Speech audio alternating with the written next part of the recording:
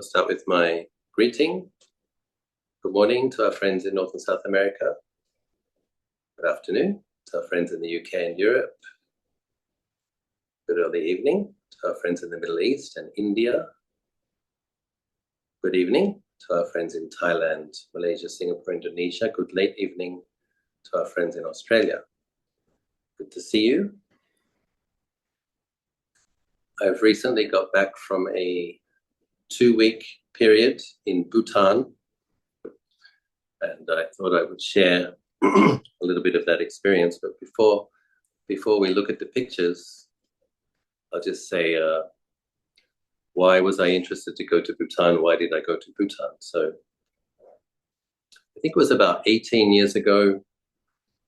I was in Ubon Ratchathani, and an 8-precept nun at the monastery where I was the abbot for a year, Pujomkom Monastery. She was telling me that she really wanted to go to Bhutan. And I said, well, where's Bhutan? She said it was a Himalayan Buddhist kingdom. And I said, well, why did you want to go? And I think it had been on the news or in the media in Thailand at that time that the king of Bhutan had made a statement or had come up with a concept. Then rather than aspire for economic growth, material development, that he was aiming for gross national happiness rather than a gross domestic product. And apparently how that phrase came about is he had met the Indian Prime Minister in an airport, I think, and the Indian Prime Minister had said, well, you're our closest neighbor, we know nothing about you. And what's your GDP? What do you produce? And he said, oh, we don't have a GDP. We have a gross national happiness. And that phrase became somewhat famous. And so she was interested in going to a place that was still very traditional and where the leaders were interested in preserving the culture, because already 18 years ago in Thailand, things were beginning to change in Thailand very fast. And I'm not sure if she even, Mechi Somchai was her name, I'm not sure if she even went, but I remember that was the first time I'd heard about Bhutan, and I thought, yeah, that would be interesting, because we are living in a tropical country and we practice in the jungle, and I had some experience of that. So I was wondering, I wonder how the Buddhists in the Himalayan regions practice. You know, it's just, as a Buddhist, it's interesting. So it took 18 years before I was invited, and what happened was Ajahn Nyaniko, the abbot of Abhayagiri, some of you just saw him a few minutes ago. He was invited to go because there was a lay teacher who works with Spirit Rock, who leads retreats in the outdoors, is her focus. And she was taking a group of American Buddhists to Bhutan. And the retreat coordinator invited Ajahn Nyaniko to come along. And then Ajahn Nyaniko said, well, I'd be willing to come along, be interested to come along, but I want to go with another monk. And so he asked me to come along. And then Mr. Ben, I can see on my screen, Mr. Ben Chung from Malaysia, had mentioned 3 months before that invitation that if I had ever wanted to go to Bhutan, that he would be willing to help. So that was an interesting synchronicity of conditions. And so a few people joined in to help cover the cost. Bhutan's a more expensive country than most countries to visit because I think they only have 1 or 2 planes, so they don't have any competition for the airfares. You have to pay the price to land in Bhutan for the 1 flight a day. And also the government charges a fee of $100 per day just for being in the country. So it adds up. And they pump that money back into social programs. And so in a way, when you go to Bhutan, you're contributing to the development. So we went, and might as well start showing the pictures. I have my IT assistant here, JC, is going to try and share my screen. I'm not with my usual kit up in the monastery. I'm in the place where I stay in Bangkok. So we're working from a tablet.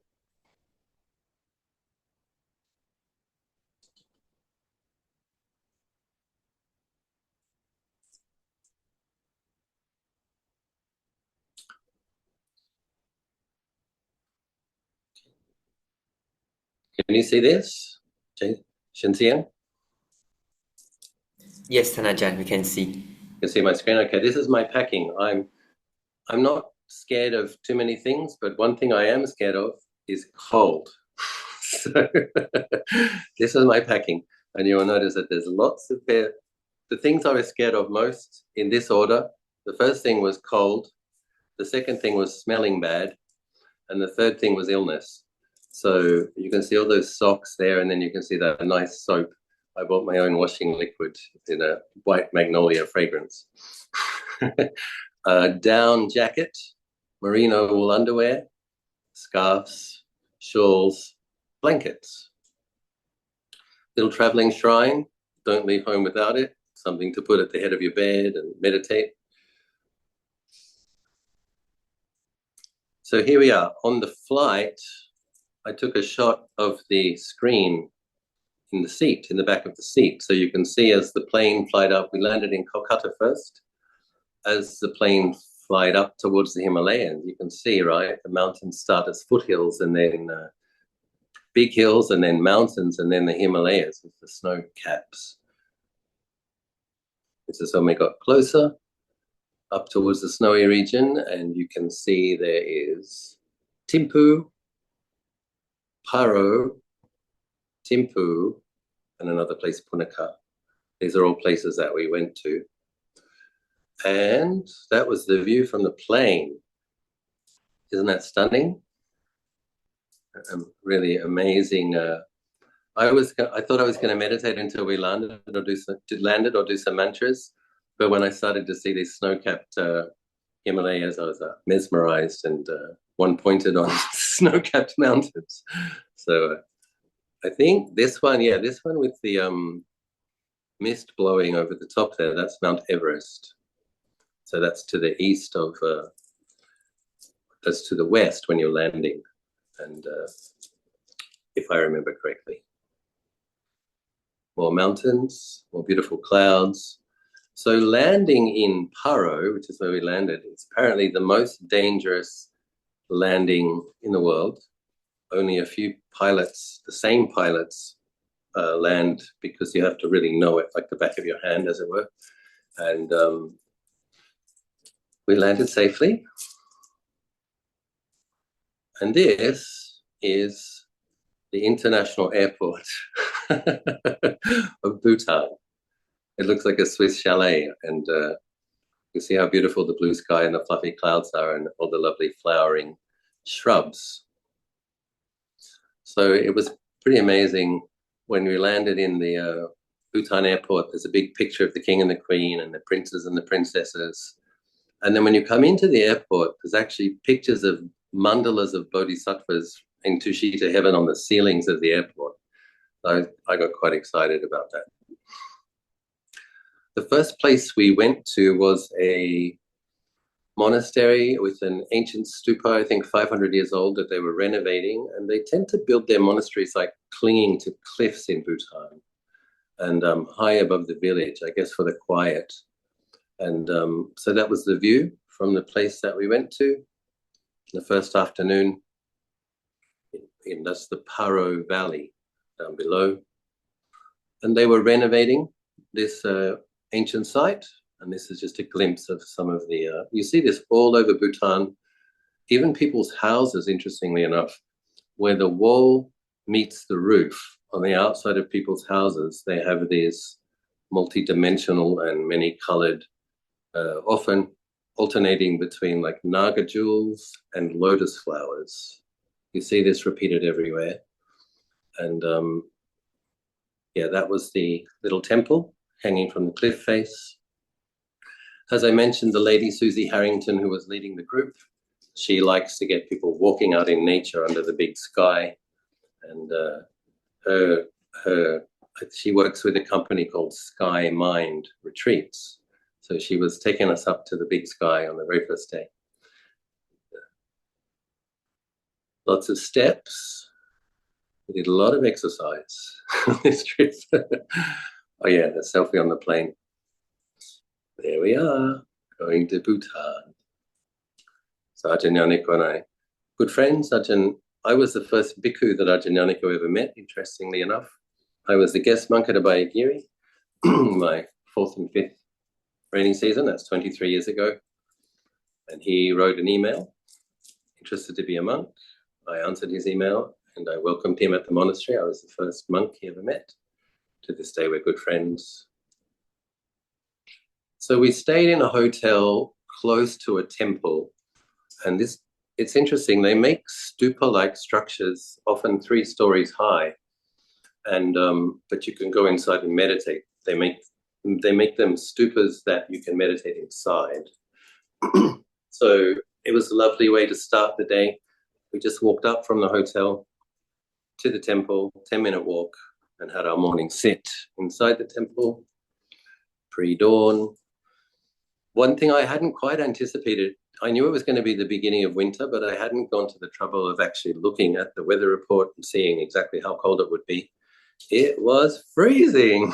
And they have a policy, you're not allowed to wear hats inside the temple. So that was a big part of the meditation, was knowing feelings and sitting inside.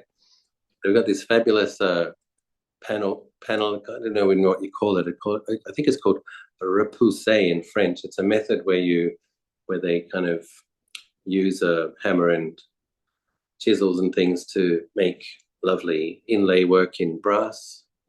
That was on the outside. So this was the inside of the temple. This is the very first temple you go to. You'll notice that the figure in the middle, the figure in the temple is not Lord Buddha.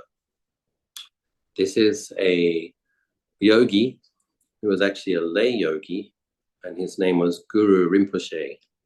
And Guru Rinpoche is somewhat synonymous with Buddhism and how Buddhism is practiced in Bhutan.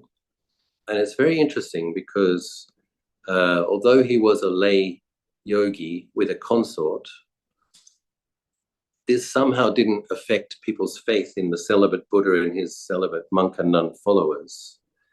I don't know how they did it, but they did do it. They managed to find him to be complementary, supplementary. They see him as almost like a second Buddha.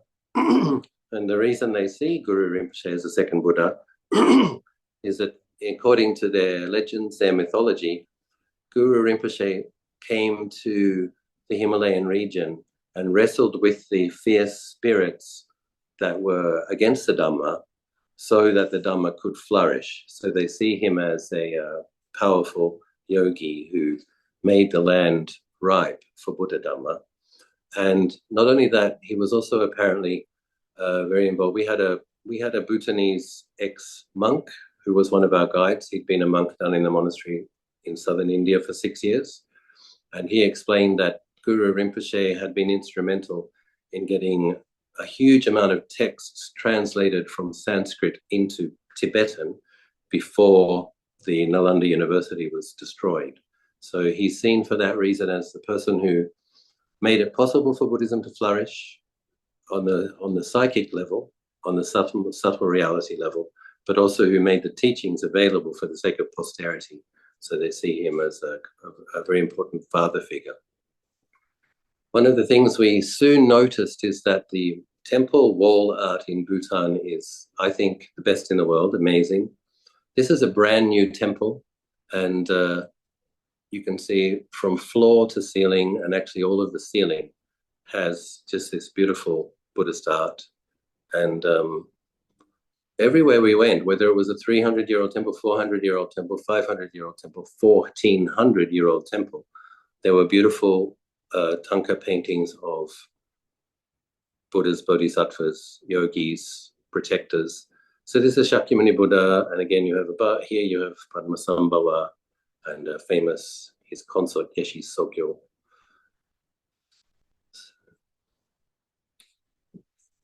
After the night in Paro, we headed off. This is the kind of scenery you will see in Bhutan as you go on very, very windy roads. Somebody said to me before I went, you probably won't find a single stretch of road that is straight for more than 100 meters. And that was actually a true and accurate statement, as far as I could tell, except for in the cities, Paro and Thimphu. As soon as you're traveling, you go on these very, very winding roads. But they are good roads. They're very smooth. And what was interesting was to notice the patience and the gentleness of the driver. Even though we were often in the van, the bus for 4, 5, 6 hours, the driving, although long, wasn't. Nobody got car sick because the driver was just so gentle and careful. And the views were quite expansive. It wasn't possible to sit meditation as much as I would normally like to. That was a little bit frustrating. But this is what pilgrimage is sometimes about, isn't it? It's doing something different, something new. What I was able to do was to do a lot of mantras while on the bus. The person who was leading the retreat with movement would have periods where we weren't allowed to talk as well. She would say, okay, on this drive, not allowed to talk for the first 2 hours. So we had quiet periods where we were able to meditate how we wished. So on the very first day, the first full day after the meditation in the morning, the lady who read the retreat took us up to a pass, which is 3,988 meters tall. And my goodness, it was cold. It was windy. And I'm like, oh my God, what have I done? But that's it. You want to experience something different? We were experiencing something different. This is at the top of the pass in the breeze, almost 4,000 meters. I guess that's about 14,000 feet for people who think in feet. It was interesting to see how a lack of oxygen affected my brain. I remember I had a little backpack. You can see I'm wearing a backpack. And I thought to myself, you're going to need your puffy jacket, the feathered down jacket. And so in my mind, I was saying, reach into your bag and get your jacket. But what my hand did was tip my bag upside down and tip everything out on the floor. And I'm like, no, that's not what I wanted you to do. And then I was like, okay, now bend down and pick things up. And then my robe fell off on the floor. And I'm like, this is really weird. Like my mind and my intention want to do one thing, but my body and my brain are doing other things. And I just had to stand up, take a few deep breaths, go more slowly than normal, just make sure that there was enough oxygen in the system for the brain to actually function. But after that, so they like to put prayer flags actually everywhere in Bhutan. This is really amazing. It seems like there is nowhere in Bhutan that isn't sacred to the Bhutanese. People just put prayer flags up everywhere, and it's really quite beautiful. It really does establish a sense of being somewhere different, where the spiritual is present in everyday life and everywhere. The concept behind the prayer flag is that auspicious verses and auspicious deities and Buddhas are on the flags, and they believe that the power of the blessing blows with the wind in all directions, depending on the way the wind is blowing. And here I saw my first yak. Took a picture. This was the yak's view down at the road. Despite their name, yak, yak, yak, he was very quiet. So I don't know if you can see this, but I will show you. We started walking over to a nunnery retreat site, and it was a 3-hour walk. I suppose if you were Bhutanese and you really knew the path, it might have been an hour or 1.5 hour walk. But for us, first day, high altitude, not familiar with the path, not much oxygen. It took us 3 hours to get from the high pass on a winding path through a rhododendron forest. But in the stream, there are icicles, because at nighttime, the stream freezes, and in the daytime, it melts. So that's how you know it's a cold place. I'd never seen that before. So here we have the nunnery, again hanging on high up on a cliff. So this nunnery there used to be about 30 nuns here, but the majority of the community actually grew, and so the nuns moved down to a warmer part of the Paro Valley, but they kept this facility as a retreat facility, and apparently it's not uncommon for people in Bhutan, monastics and lay people, to do a 3-year, 3-month retreat. So there were apparently, I can't remember exactly how many, but there were a few nuns on retreat in this place.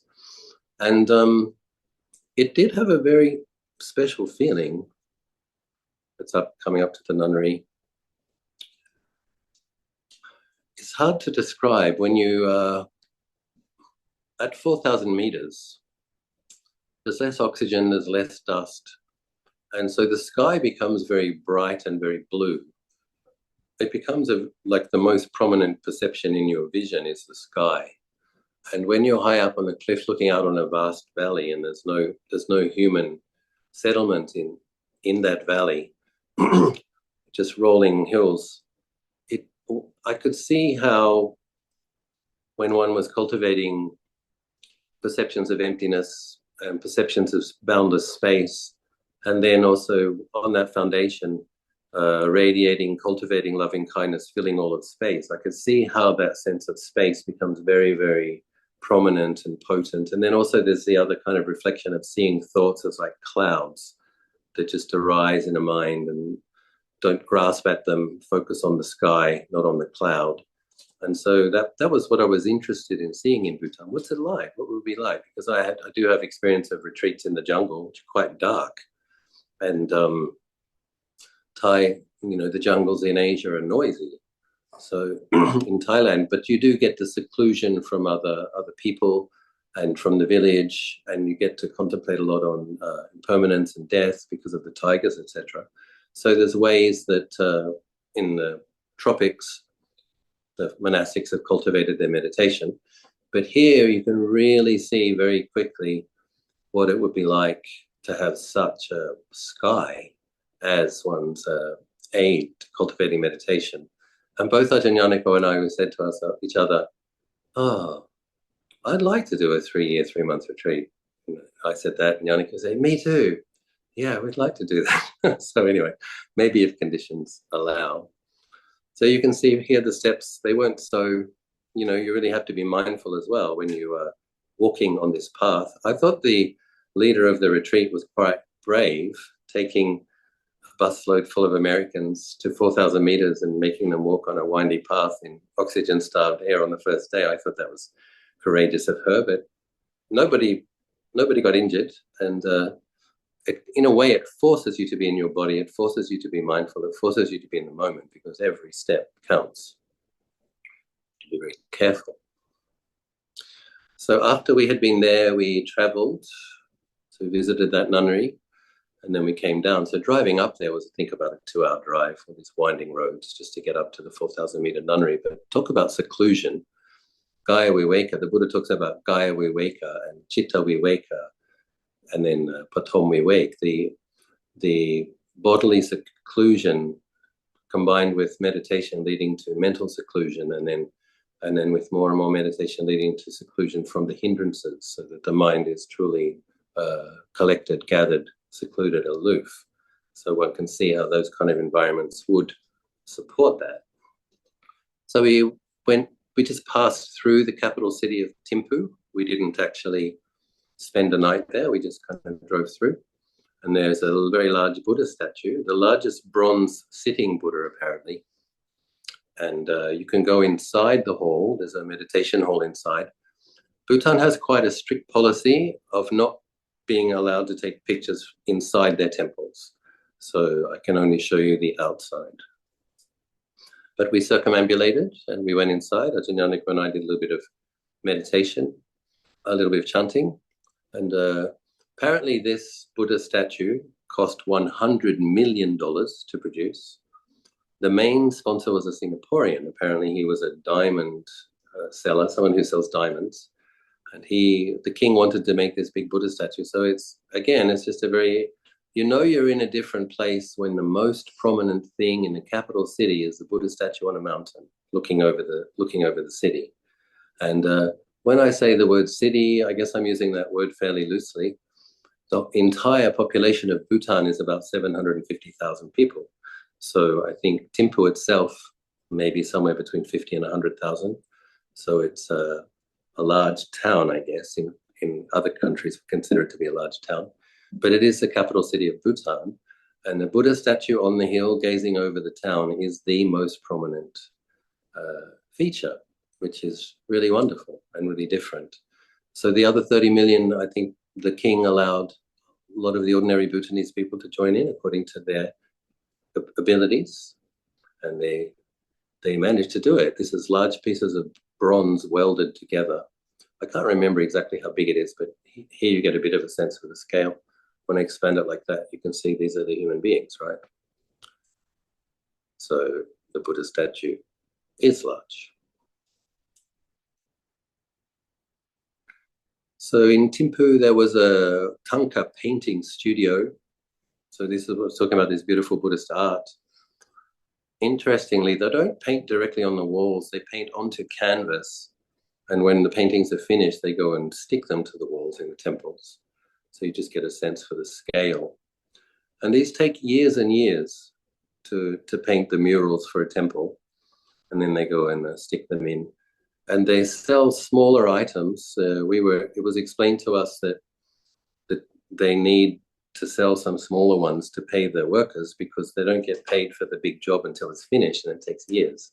So if they can sell some small tankas to tourists who pass through, then they can pay their workers until the big job is finished. So some kind friends offered this one to Ajahn, and some other kind friends also offered this one to Ajahn. Isn't Ajahn lucky? Sadhu. Little piece of Bhutan for Anandagiri. So they're often using natural minerals in their paints, iron oxide, copper oxide, lapis lazuli, and the black that comes from lamps, lamp black.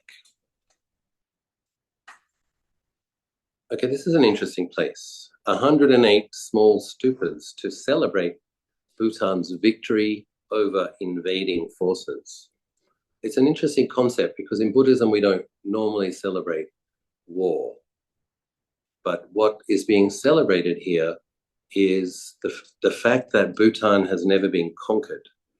And this is a really interesting thing to contemplate. Where we were going as contemplatives, we were going to study experience and learn about a different place.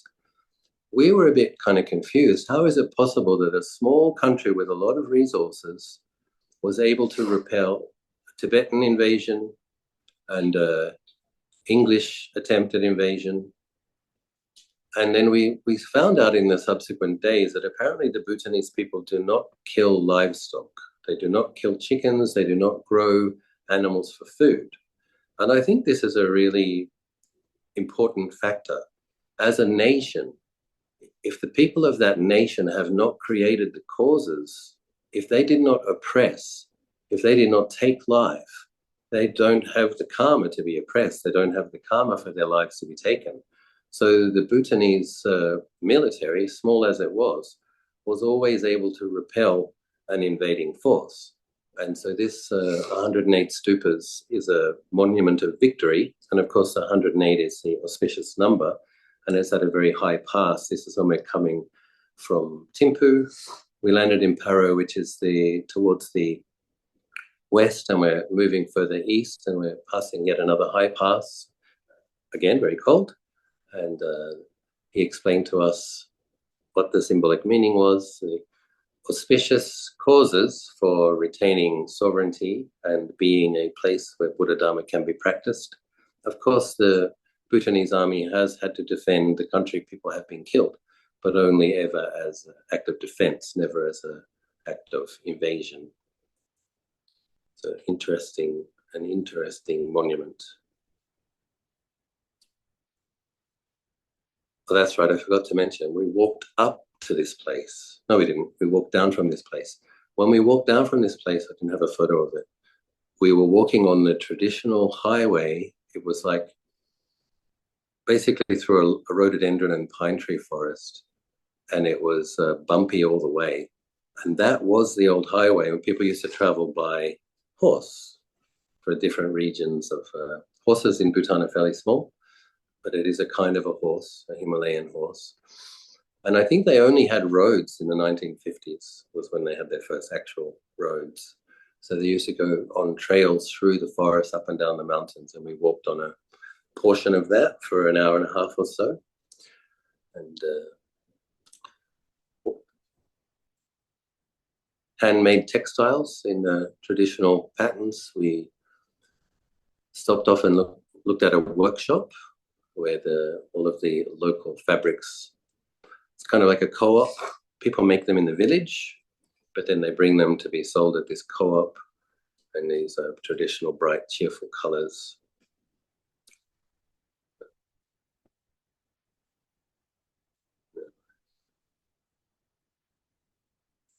very refined.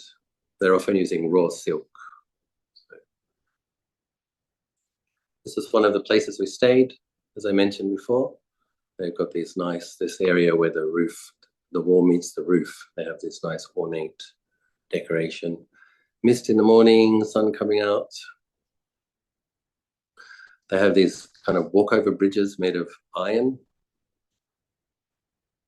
This was the retreat leader, Susie. Okay, now we are in a place called Punakha. Punakha, this is called a Dzong, this building that you're looking at. I think there are 20 Dzongkhas, meaning I guess it's the Bhutanese word for a county. And then every county has an administrative, I guess it's like the town hall. But in Bhutan, it contained administrators and a monastery and a residence for the royalty. It wasn't the actual palace, but they had rooms there. So when the king would come to talk with his administrators, and he would be able to talk to the senior monks and the administrators. But there was a very interesting fusion of royalty, military, and clergy taking care of these areas. This was very beautiful. It's larger than it appears. It had this beautiful turquoise-colored lake because it had some glacier ice in the water, making it that turquoise color. And I think I have a picture to show you. Interesting picture. 1 second. Maybe I didn't save that one. Yeah, okay, this one. So this is the river. They had a rule that no one is allowed to fish the river for a radius of 5 kilometers from that. We were talking a little bit earlier about not sowing the causes for being conquered and being invaded. No one was allowed to fish in the river 5 kilometers from the monastery in the Dzong. And you can see how many fish there are. I took this picture from the bridge. That's how many fish there are in the river. Feeling quite happy. Nobody's going to catch them and eat them, I think. So these were our guides. This man, Namgyal, in front, is an ex-parliamentarian. And the man behind him is the man who was a novice down in southern India for 6 years. I will remember his name shortly. This one's name was Namgyal, oh yes, and the one behind his name was Jigme. Jigme had very good understanding of Buddhism. So when we were coming into the temple part, okay, we get a bit of a sense of the scale. Yeah, okay. So there's a stupa inside. Again, you have an administrative headquarters, but you have a stupa dedicated to enlightenment in the middle of the courtyard, in the middle of the administrative building. It's just a very interesting idea, isn't it? That you have a symbol of enlightenment in the center of everything. Just as in Thimphu, you have a big Buddha looking over everything, and that tree behind the stupa is a Bodhi tree.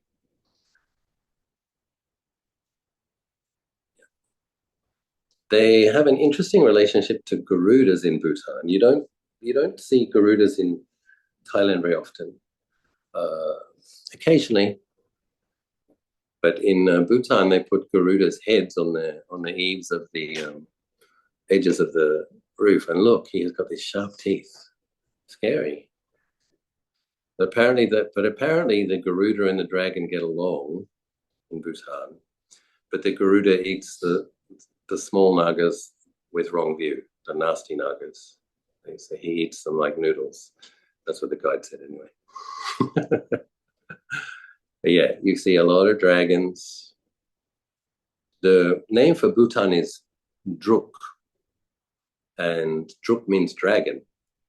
But when they became part of the United Nations and they needed a name for their country, they chose the name Bhutan, which means the high land, the lands which are high.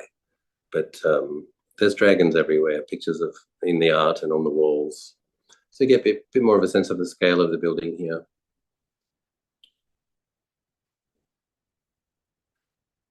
In Bhutan, it was interesting to observe that the 4 king, the Chatu Maharaja, are painted on the walls when you enter any temple. And this is similar in China. You have statues, or sometimes statues, sometimes paintings of the 4 kings as you come into the Chinese temples. It's the same in Bhutan. So we chant in the Dhammacakka Sutta, the Devas of the Chatur Maharaja rejoiced that Anya Kondanya attained to stream entry. So these were our fellow pilgrims. The average age was actually 62. This was the Susie, the lady in the maroon skirt, was leading the pilgrimage. This lady over here with the glasses, Kathy, she was the coordinator. And I got to tell you, this group of Americans were a feisty and determined bunch. I had trouble keeping up with them. The average age was 62, but I think they go trekking in the Rocky Mountains and in the Sierra Nevada and in Yosemite. They are kind of outdoorsy people. So they were pretty fit, despite their being advanced in years. So I guess one of the ways you know you're in the Himalayas is when you look off in the distance and you see the hills. They're like 3 or 4 times taller than hills in other parts of the world. Like, an Andagiri is on a hill and it's surrounded by hills. But the hills around an Andagiri come up probably about to a quarter of the hills in this region. And that's just everywhere you go, it's the same thing. Sometimes you're in a van and you look out the window and you can't see anything because the mountain just takes up the whole window. Similarly, if you're in a building in the valley, you look out the window and all you see is the slope of a hill. You have to stick your head out the window to see where the mountain ends and see the sky. Again, just another angle, the Bodhi tree and the stupa in the Dzong in Punakha. Next, I went for a walk. This is one of the local boys selling guavas. One of the pilgrims bought some guavas from him that made him happy. I asked to take his picture. He gave me a peace sign. I think he's sucking on a piece of guava. So. Okay, this was the shrine inside the Dzong. You can't take pictures, but I found it on Google Images. I just searched statues inside the Punakha Dzong. The central one is Shakyamuni Buddha, our Buddha. The other one I was talking about, Guru Rinpoche. The other one is an interesting person called the Shabdrung. He was instrumental in uniting Bhutan. So all of the regions of Bhutan. Apparently there'd been infighting and he'd kind of brought the country under to peace and for a long time. So they also see him as like a father of the country. But here we have Shakyamuni Buddha as central and highest, with Dharma kings to his left and right. The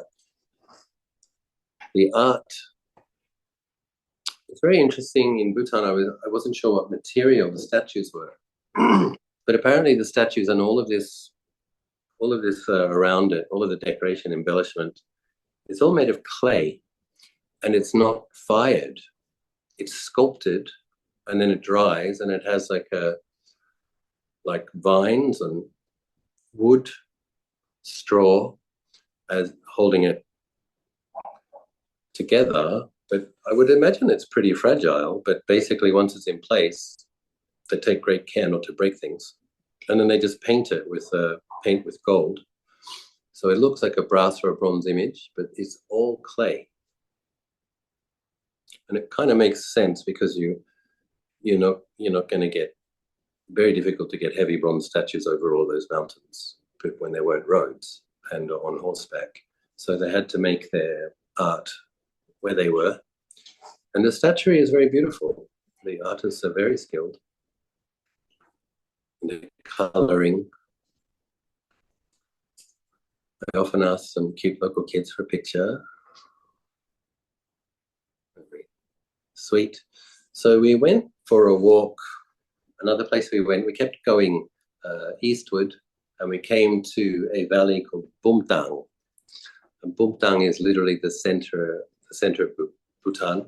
A lot of pilgrims won't go there because it's long winding roads. It's also the coldest region of Bhutan. It was the beginning of winter. But we did visit an ancient monastery that abbot was renovating. We made some donations to his novices. The group offered them, they were wearing these nice new jackets. They were offered by the group. When we were there, they offered us a cup of tea, but they also did a traditional dance. The Vajrayana sometimes do some dancing with chanting, And apparently this was because Guru Rinpoche had had a vision of dakinis and dakas, celestial beings, dancing in a particular way, associated with some teachings, some suttas, and he had the monks practice dancing like dakas and dakinis.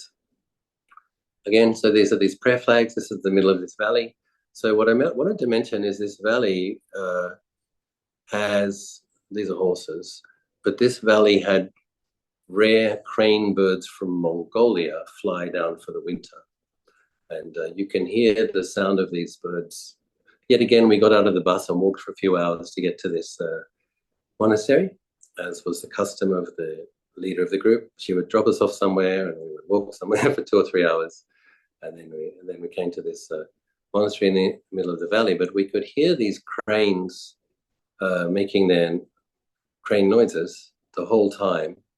And cranes are interesting because apparently they take a partner and they stick with that partner for life. So they're a very interesting bird. This was this night when we were staying inside the guest house. I guess it was kind of a hotel, but it was separate bungalows. And I looked at the weather app, what the temperature was, and it was -4, and it said that it was going to go down to -8. And I'm just like, oh my God. I asked, there was a wood fire in there, and I asked Ajahn Nyaniko to put even though inside was quite warm, I asked him to keep putting logs on the fire because I was just like, we're going to die. It's -8. And it was so warm in the room, I ended up having to take my socks off. And I was sitting there in my undershirt, feeling very happy that we're in a warm place, even though it was -8 outside. But it's sunny in the day, and it's my first experience of high altitude weather. If you're in the sun on a sunny day, it feels like 20 or 25. The moment you step under a tree, it's freezing. It's very interesting. The rules of the law of weather just seem to be, they function differently up there. But once I got over the initial fear, we didn't put quite so much wood on the fire in subsequent evenings. It was all okay. Yeah, so I can show you. It was -2, feels like -2. And as the night progresses, -4, -6, -6, but closer to the morning, it got down to -8. So in this temple, there were ancient wall paintings, and they gave me a special exception. They allowed me to take pictures. So I think these pictures are about 500 years old. These are 2 of the 8 great bodhisattvas. I'm not entirely sure which one is which, but that's what Jigme told me. So it is very nice to be able to walk into a temple that has been there for 500 or 600 years. I like that. One feels like one is on a Buddhist pilgrimage when you walk into a temple and there are Buddhist paintings of 500 years. There's one of the young monks doing the dance. And this Buddha statue had a really nice smile. You see that cute smile on the Buddha statue? Had a big smile, that one. Guru Rinpoche, very ancient painting. Yeah, so this is the valley where the crane birds, there was a river running through the center of it, down in the bottom here, a small river, stream, I guess, and all these birds were all along there. And I was like baffled, like they fly down from Mongolia for the winter and they're going to stay in a place which is -8. I'm like, why wouldn't you fly just a little bit further south? But then I remembered, birds have, with reason people use down quilts and down jackets is it's great insulation. So I guess as long as the day is warm, it doesn't get less than -8 at night, they seem to be able to survive there. Cup of tea. This is an Avalokiteshvara, Bhutanese form, 500 years old. Yeah, this was us walking along the trail down to the monastery, which is being renovated. Had a new meditation hall with a red roof there. And, okay, something interesting. In Bhutan, you will see auspicious symbols, the 8 Tibetan auspicious symbols. So you've got a Dhamma wheel, a lotus, a parasol, lucky vase, auspicious fish, various things. And then you have penises with celestial silks wrapped around them. So, and then you have the deer, right, from the deer park. So you have all these auspicious things. And you have these things. So it takes a bit of getting used to. The reason I put that photo there is here we are in a temple. There was one monk who was Kunsang, I think his name was. He was famous for his crazy wisdom. So I won't go into him too much, but he's quite the phenomenon in Bhutan. He's deeply respected.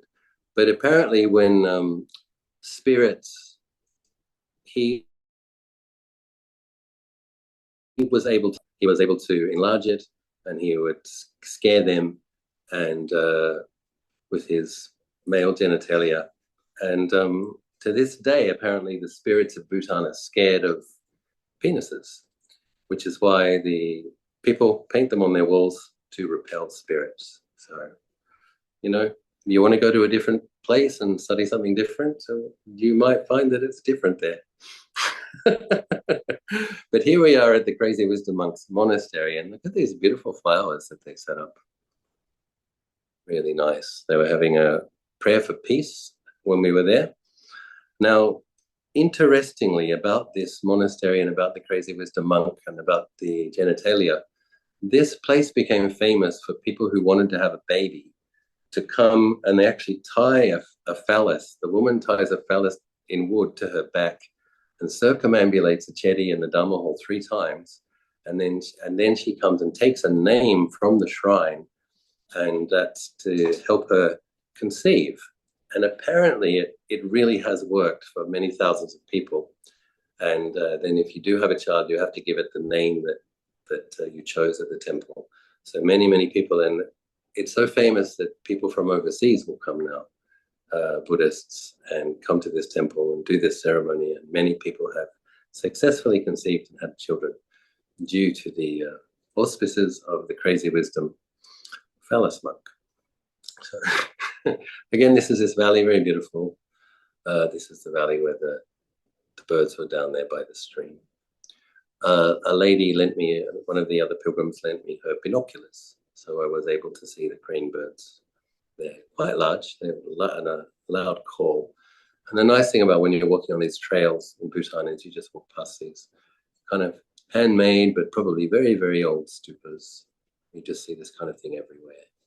And that's the thing. It's not like there's a few places which are sacred. Wherever you walk, you will see something sacred. So, and you'll see these prayer flags, and it's very interesting.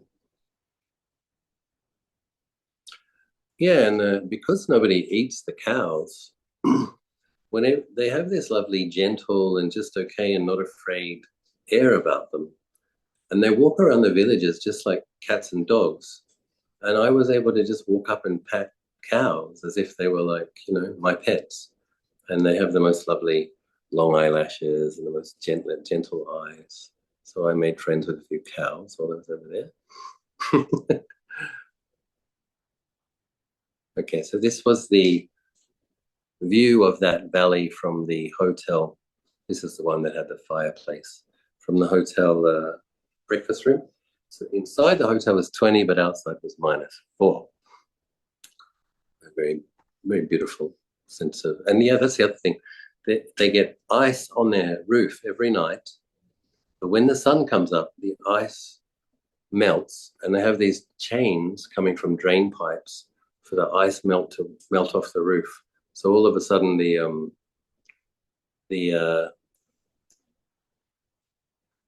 at a certain point, the ice from the roof starts melting, and you can hear just trickling water in every direction. You have a power pack or something to see? Yeah, I'm going to try to get some more electricity now. Same valley once the sun has come up. So we're driving off again now, probably from the first valley of Bumthang to the second valley of Bumthang. And there was a stupa. Apparently this stupa was put in place to restrain an evil ogress. When you're in Bhutan, you'll hear quite a bit about ogres and ogresses, which is, I guess, what we would call yakas. And it was very nice. It was based on the great stupa in Buddhanath in Nepal. But I didn't notice any ogres or ogresses. Another drive. So you see houses widely spaced apart, farmlands, every house having a few acres for rice. So we went to another Dzong in a village called Tongsa, and we met the previous abbot of the temple. Lovely, lovely old monk. He was 82, I think. He's just sitting there sage-like. And he said to Ajahn Nyaniko and I, I'm very happy to meet you because I know that you two monks are involved in spreading Buddha Dhamma around the world. And I'm very, very glad. I appreciate that, and I'm very happy to meet you. At which point I said, well, I'm very happy that you preserve Buddhism in Bhutan for 50 years, and I'm very, very happy to meet you. So we were happy to meet each other. Seems like he was very, very... I think this monk had something, you know, just felt some very sweet, loving blessings from him. He was a very sweet monk. So that was the place, Song Dong Sa Dzong. They turned it into a museum, and I now have the part which was the military headquarters. I now have a new favorite museum, the Tong Sa Dzong. Again, these statues are made of clay, and they're painted with gold paint, so that they look like brass or bronze, but they're all made from earth. Beautiful Buddha, beautiful Guru Rinpoche. Again, they don't let you take pictures inside, so this was all I was able to find on the web, but they had lots of beautiful statues inside. Yeah, this was the complex. They're usually very high on a pass so that they can look down over valleys to detect any invading forces. And they always incorporate some accommodations for the royalty, a large monastery where all sorts of ceremonies and chanting is performed, and some headquarters for soldiers and administrative officials. So I think we were in the third valley of Bumthang. There's 4 valleys in the Dzongsa province of Bumthang. I think we got as far as the third, I think. Don't quote me though. It all kind of looks the same. There's mountains and pine trees and valleys and sky. And but anyway, this place was significant because this was a place where there was a teacher called Longchenpa. Longchenpa wrote 7 treatises on the subject of Dzogchen. Dzogchen is very interesting. Many people say that Ajahn Sumedho's teachings are similar to Dzogchen teachings, where the meditator takes the awareness as the object rather than being aware of objects. One takes the awareness as the object. And so he wrote a lot of very beautiful verses, kind of like pointing out instructions about how to cultivate awareness like the sky. Now, Dzogchen is, the way I understand it, is an advanced practice because you actually have to practice with meditation objects until you have more of a sense of awareness present. And then at that point, you can take your cultivated, generated, mature awareness as the object. And then you can do these things like see mind states like clouds arising and ceasing. And so we went to this place again. It was very high. We had to walk quite steep. And apparently this place here on this ridge is where he wrote his texts and where he meditated on the mind like the sky and becoming mindful of awareness and purifying his awareness. Very famous Lama, very respected in Bhutan. And I know several monks. I mean, Ajahn Visalo, Indonesian monk, mentioned that he'd read some of his texts and that he had respect for the teachings on Dzogchen. And so we went up to this, these are very old meditation halls. So we went up to that spot, meditated a little bit, paid respects to, again, it was over 3,000 meters. I'm not sure exactly. I think it was 3,800. Yeah, it was high. And you can't quite see it here, but it was very windy. And but this is an image of the monk, Longchenpa, the Dzogchen master. And this is the place where he meditated on you can see, right? 380 degrees is just sky. This is where he wrote his treatises and did his meditation. So we walked all the way there. And then we had a choice. You could walk back down and take the bus to where we were staying, or you could walk 7 miles along the ridge all the way back down to the valley. And Ajahn Nyaniko and I chose to do that. We thought, okay, here we are. We want to know what it's like in the Himalayas and how people in the Himalayas lived and practiced and meditated, so how they got around. So we decided to do the walk, and that's after walking up. So we walked up to this point, was about 4 kilometers, and then we walked down another 7 miles, which is another 12 kilometers. So we did walk, I think, about 16 kilometers that day, somewhere between 14 and 16 kilometers. And Ajahn Nyaniko was very kind. At the halfway point, he gave me some ibuprofen, which he just happened to have in his bag, and that was very helpful.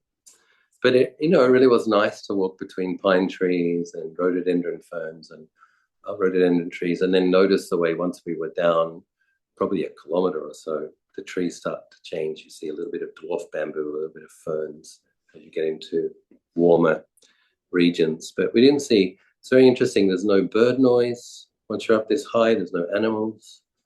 Basically anything with any sense has gone somewhere warmer at this time of the year. But when we got down to the valley at the end of the 14-kilometer walk, you could hear birds. But you can see if one has the right clothing and if one is tough and if one is determined, it's an incredible place to practice simply because of the sense of space and the silence. It really does feel far from everything. And one would be able to see that be an incredible mirror for one's mind objects. When outside all you see is pure emptiness and silence, you're going to notice your mind a lot more easily. So yeah, off in the distance, snow-capped Himalayas. That's why the breeze was pretty chilly, because it's blowing off the top of the ice caps. So we came into a nunnery. This is the next day. We walked into a nunnery in the Gangte Valley. And this was beautiful auspicious signs painted on the eaves of the ceiling. So lovely. It's like, this is a really big building. It's difficult to describe the scale, but anyway, when you look up, you felt like auspiciousness from the heavens was looking down at you. All of these auspicious signs. Once again, Guru Padmasambhava was the central image. Here he has Vajrasattva to his left. This was the view from the nunnery to undulating mountain ranges. Very, very beautiful, very, very quiet place. Another statue, shrine, incredible detail. The ravens in Vajrayana Buddhism are considered protectors. They're considered to be an auspicious bird, so I thought this was a cute picture. The raven on a dragon.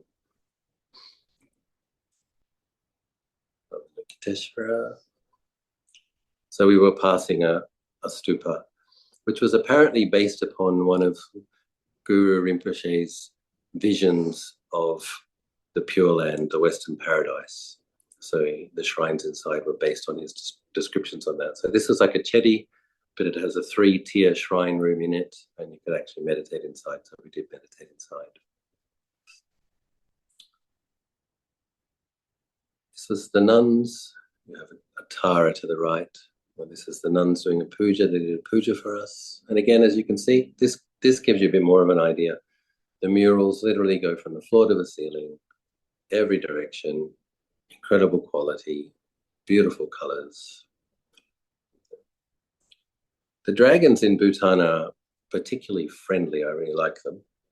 They look kind of less fierce than the Chinese ones, don't they? They're kind of, yeah, they have these fluffy eyebrows and fluffy whiskers and smiling faces.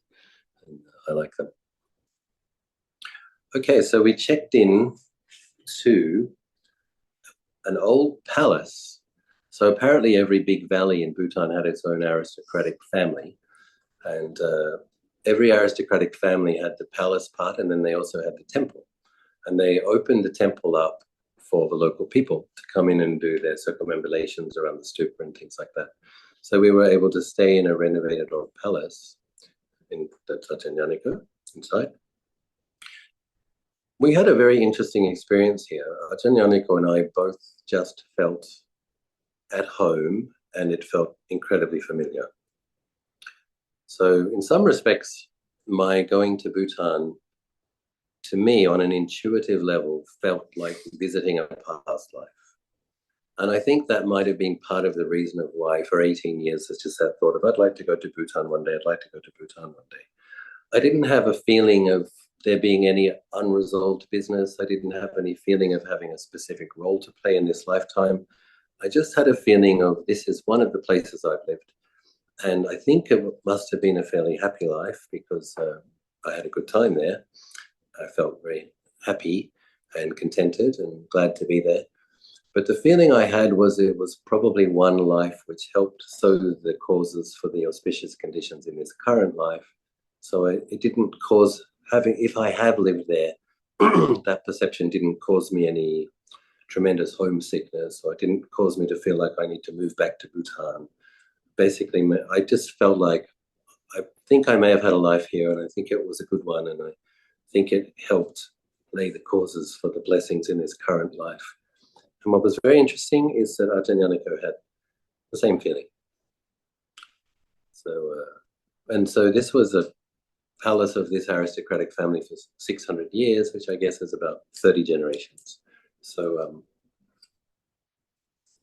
lots of people have passed through in that time, so it's certainly possible.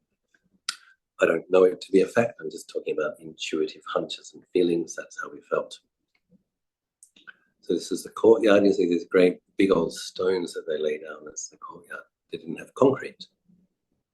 So they'd find stones and make a courtyard.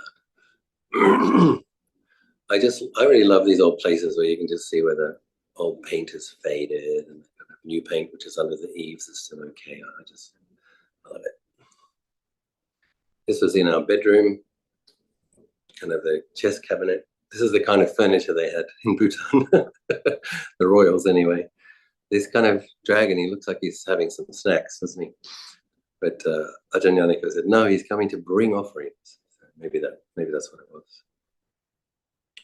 So the compound had a temple, and in the temple, the main image down below was Tara.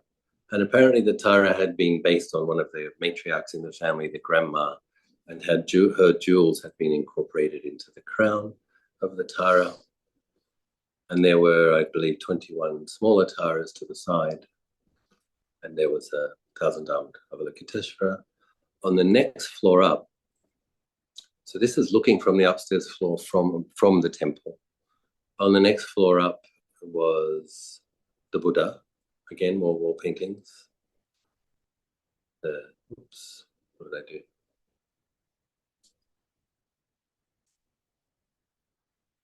I touched something I shouldn't have. 1 second. My IT expert will fix it.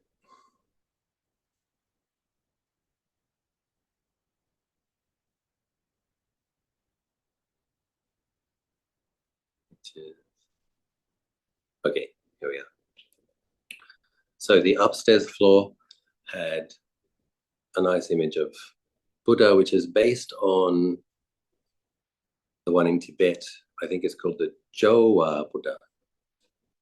So he was a Buddha with a crown. That was on the upstairs floor. Now the floorboards, can't quite see, but they're about 40 centimeters wide and about 2 inches thick, made of the local fir trees.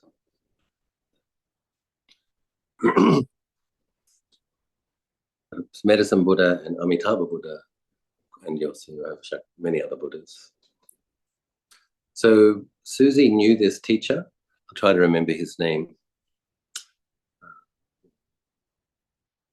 Sherab. Pema Sherab Dorje Rinpoche, I think. was his name. And he came and gave us a teaching in the upstairs floor of the temple. And everybody got a blessing. Everybody was very happy. So it was very nice to receive teaching from a living master in Bhutan from a long lineage. So we were in the middle part of Bhutan, and we received a teaching from a teacher who had apparently his family had a direct relationship, ancestors with Guru Rinpoche. And so it was just a nice, good thing. Village kids. Yeah, and I feel it's one of the things I said in one of my journals. I didn't feel anything's lacking in my practice. I know my practice. I have a lot of practices. I feel like I went to Bhutan simply because I had been there and I wanted to study about how different Buddhists in different areas practice, study broadly, so to help understand people's characters and understand different skillful means. And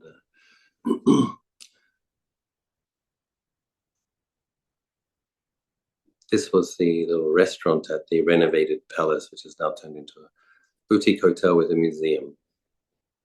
It's called the Ogyen Choling Hotel, if any of you would like to go. I recommend it.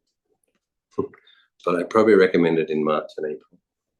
I'm not sure if I recommend it at the beginning of December. So everywhere you go in Bhutan, on the walls, you will often see a dragon, a Garuda, a lion, and a tiger. This was the temple. I felt very at home there. We had an option that day. We could go and climb another mountain or walk through another valley, or we could stay at home. I stayed home and meditated in the temple, in the old palace.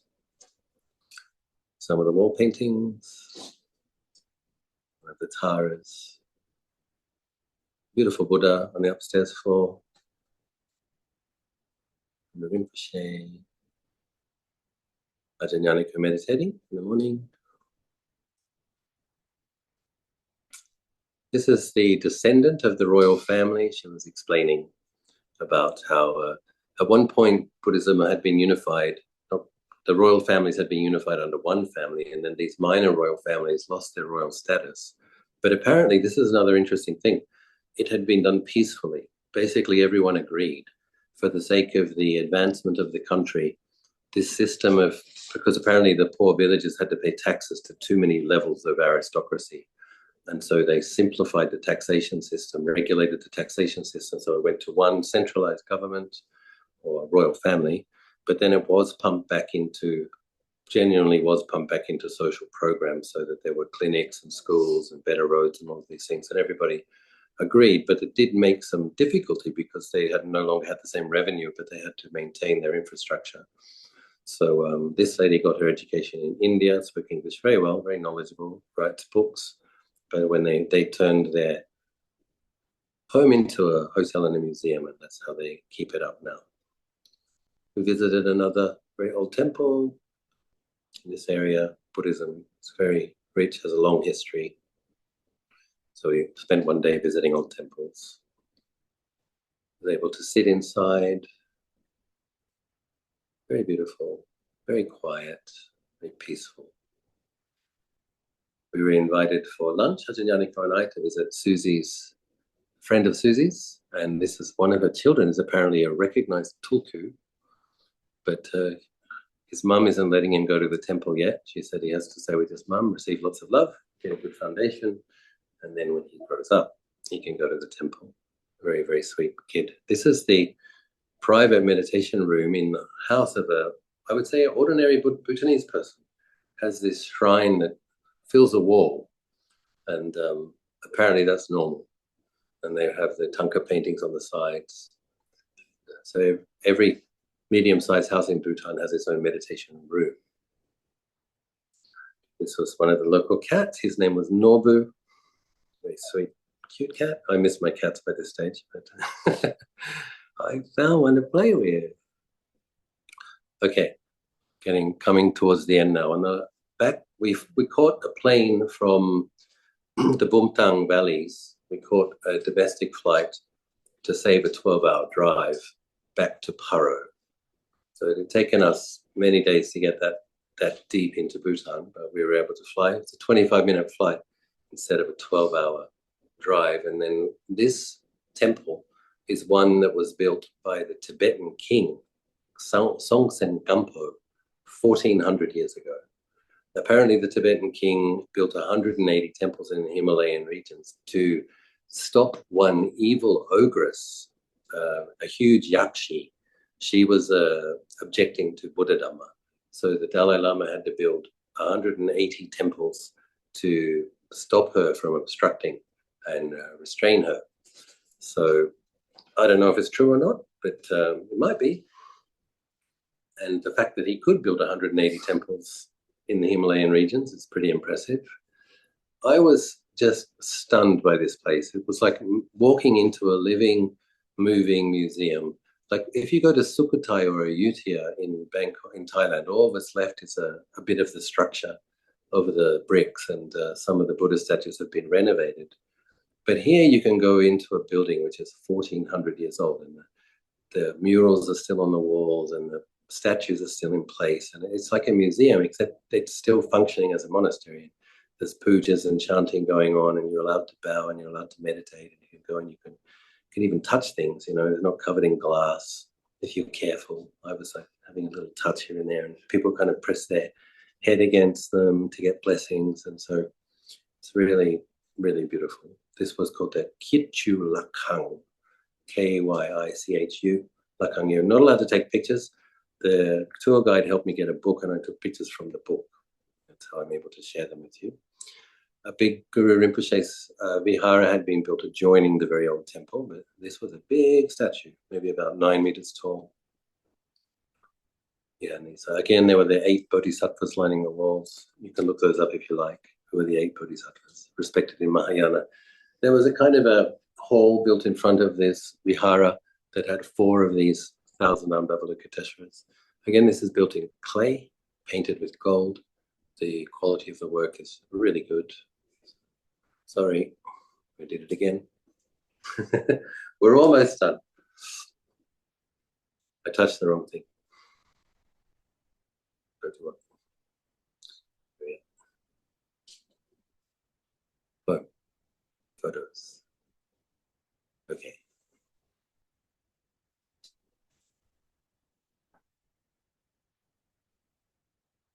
You know, I went back the next day and meditated for a whole day in this place, and you're not allowed to wear a hat, and it was 4 degrees. So lots of Vedana practice. We also went to Dilgo Khyentse Rinpoche, was a Tibetan Lama that escaped from Tibet. The king of Bhutan developed faith in him, and he gave him this house, and this was the place from where Dilgo Khyentse taught and lived, and he also flew around the world. Again, he's interesting because he's a lay practitioner. He married later in life, but he was so respected for his insight and understanding that Dalai Lama considered him to be one of his teachers. One, I think, important factor in that is the fact that, I don't know why it does that, sorry. But if I swipe left too hard, I lose my photo. One important factor in him being a very, very good lay teacher, this is where he used to teach, in a little garden. This is Dilgo Khyentse, lots of metta. So an important factor is, here he is as a young man, is that he was in a cave retreat for 15 years. And then he studied with his teacher for 10 years. And that's when he wanted to go back into retreat, and his teacher said, no, now it's time for you to teach other people what I've taught you. But he had his 25 years of preparation, which is why there was deep insight and no scandals associated with him, and he was deeply respected. Wonderful teacher. So in terms of studying other ways Buddhism has been practiced, when the lay people have examples of very, very good lay people, then you do get, as I mentioned earlier, people still had faith in the monks and nuns, and it became a tradition that a child from every family would become either a monk or a nun. But because they had examples of lay people who practiced, you also got these lay lineages of practice. A lot of lay people were very, very diligent. And there wasn't so much of a sense of separation between the laity and the Sangha because everyone was practicing. Grand finale, last full day, we were going to climb Tatsang, Tiger's Nest. So here we are at the base of the hill. Up here. Ajahn, we're not seeing the pictures, Tanajan. Oh, really? I have to share. Sorry. My IT expert is working on it. JC. Say hi, JC. Hello. Hi. He's working on it. Stop.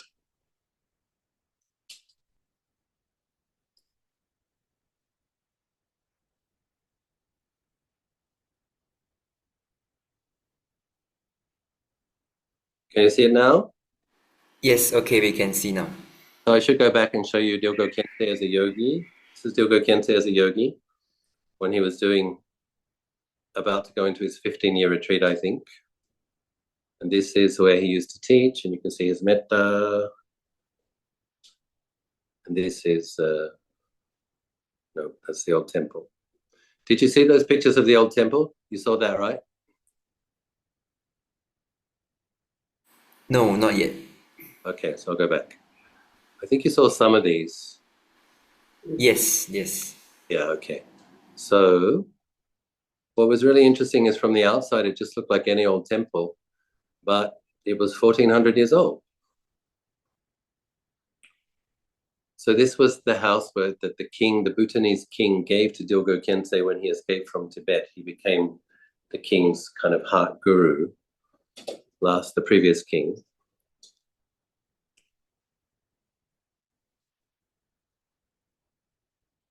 And his palace, you use that word loosely, it wasn't very big, but it was a nice house, was right next to this ancient temple.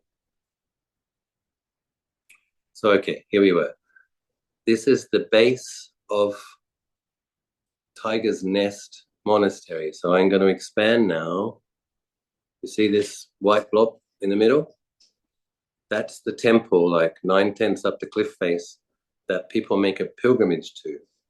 So it's a 4-kilometer walk uphill, quite steep. Some people ride a horse to the halfway point, but they still need to get up all the way to the top and then need to get down again, not on a horse. But I started walking and I didn't ride a horse. I felt sorry for the horse. I thought I'm too big for a horse. So I walked up. And you walk up and you walk up and you walk up. This is at the halfway point. And when you get to the halfway point, it still looks a long way away. But they had a very nice coffee shop. And I don't know if it was because really cold weather or exercising or being a bit hungry or having drunk Nescafe for a few days.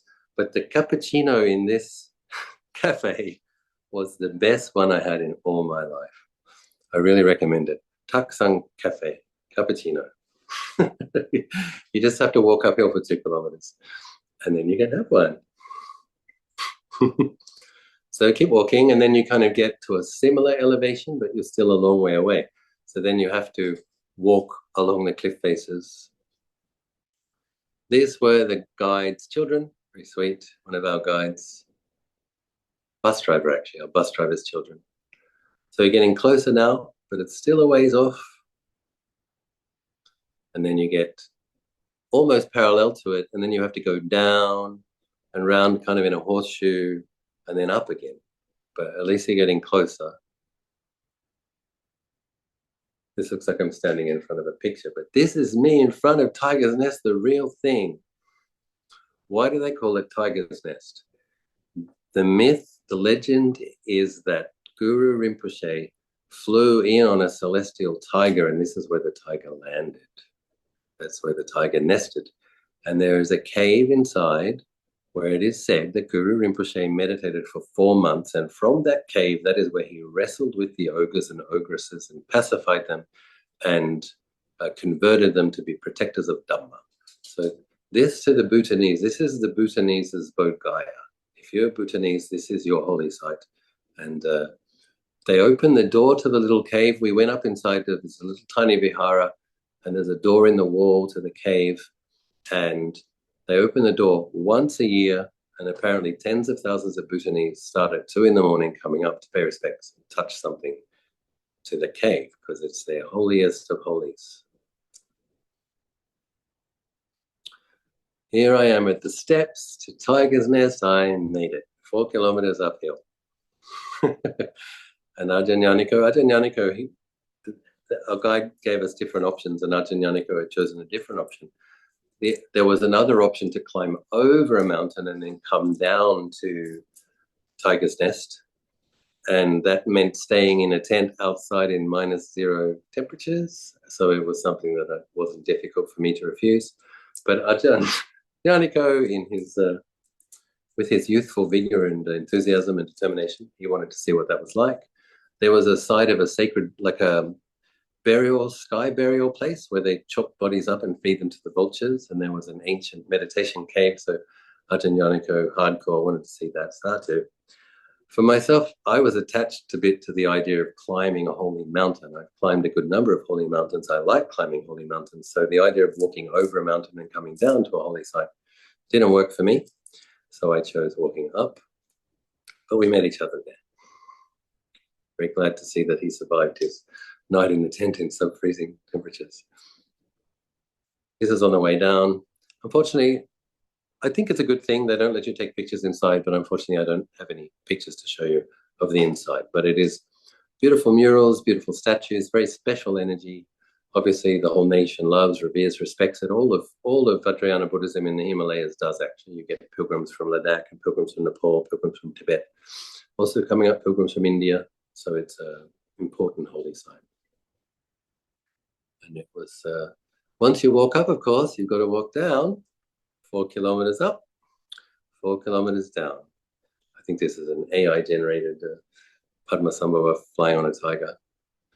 And, that brings us to the end of the Bhutan commentary. So I was very happy to go study how Buddhism is practiced in different parts of the world and pay respects to sacred shrines. Stop sharing now, I think. Yeah.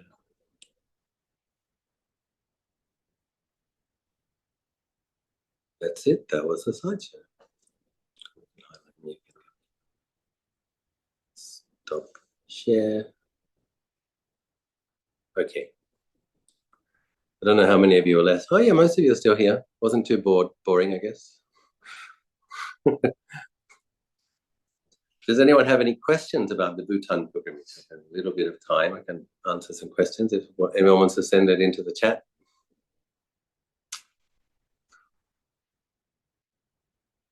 One chat. Where is it? Chat one.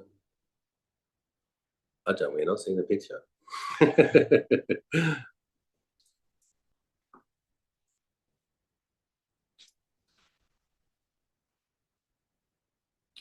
Anyway, wherever you are, you have to, we all have to make our life a pilgrimage, don't we? We have to make our life a spiritual journey. And sometimes when you go on a pilgrimage, it can be helpful because it kind of shakes you out of your old habits. And you have to put forth a lot of energy and practice patience. And when you just get away from your normal home, your normal habits, then you see things differently, and then you can set resolutions for what you want to do when you get back home. So pilgrimage can be very, very helpful, but essentially what we all have to do after we do our pilgrimages, we have to increase and maintain our daily efforts where we are. And so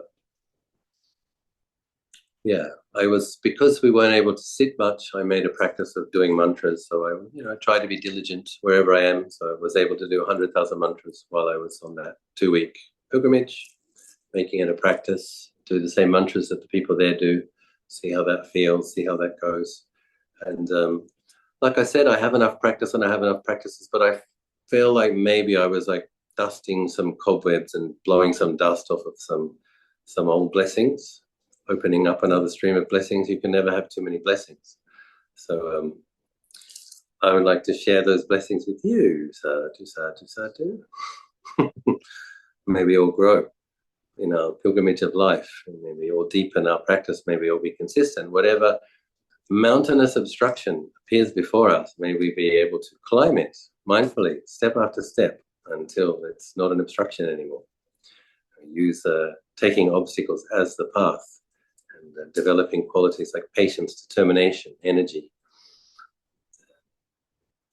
So I hope something I said may have been helpful to you. Ajahn, when is your next trip up to Bhutan now? You better let me get over my feeling of tiredness first. Yeah, I don't think I would go. I wouldn't do as much walking as Susie led us on. I would do more sitting, but I could imagine I would lead maybe, I don't know if I would go to Bumthang. I would go to Paro, Thimphu, and Punakha. I think I could lead an 8-day one and thing is, it's quite expensive as well. So we want to make it affordable for people. Yeah, but I did get a good idea of where we could go to see the culture and see the mountains. And if you go to Bhutan, you definitely have to climb Tiger's Nest. So you would want to start doing, it's just to get perspective. I did a little search. It's a 700-meter elevation right from the bottom to the top. So that's the equivalent of climbing a 150-story building. So if you want to be fit enough to climb Tiger's Nest, you want to be able to climb a 150-story building. So, so if you know a 15-story building, that might be good to go and practice climbing up it once, going back next week, climbing up it twice, going back another week, climbing up it 3 times. You want to be able to get your step training, and you'll get a fabulous figure for free. So, but I would recommend doing some practice, because I could do it, right? We practice patient endurance, we practice these things, but it was hard. Climbing a 4-kilometer staircase that only went up is hard, and then you have to go down again. So I had one of the pilgrims lent me one of those sticks. That was quite helpful. Long Paul with his walking stick, you know. And, but yeah, I feel good to have done it. But yeah, seriously, if you go, you have to go to Tiger's Nest. And if you have to go to Tiger's Nest, I think you would want to start working on your fitness 6 months before, so that it's not just a miserable experience, so that you enjoy it to some degree. Anyway, thank you very much for the intro. It was really awesome. Sadhu. Okay, good night, Ajahn. Thank you, Ajahn. Good night. Good night, everyone. Ajahn. Thank you. Thank you, everyone. Welcome. Bye-bye.